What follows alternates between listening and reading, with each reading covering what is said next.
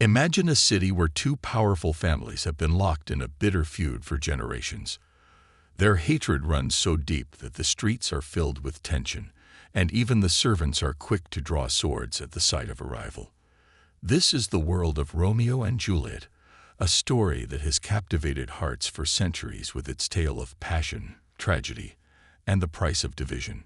Our story begins in Verona, Italy, where the Montagues and Capulets are at war. Young Romeo, a Montague, is heartbroken over a girl named Rosaline, but his friends convince him to sneak into a Capulet party, just for fun, and maybe to help him move on. At the party, Romeo's world is turned upside down when he sees Juliet, the daughter of the Capulets, for the first time. In an instant, they fall deeply in love, not knowing each other's names. When they do discover they come from feuding families, their hearts ache, but their love only grows stronger. Later that night, Romeo risks everything to find Juliet again. Standing beneath her balcony, they confess their love and vow to be together, no matter the cost. With the help of Juliet's nurse and Friar Lawrence, a kind-hearted priest, Romeo and Juliet secretly marry, hoping their union might finally end the feud between their families. But fate has other plans. A violent fight breaks out in the streets, and Romeo's friend Mercutio is killed by Juliet's cousin, Tybalt. Driven by grief and anger, Romeo kills Tybalt in return. For this act, Romeo is banished from Verona, forced to leave Juliet behind.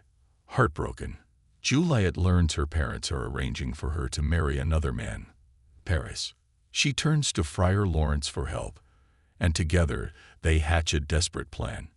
Juliet will take a potion that makes her appear dead, so she can escape her family and run away with Romeo.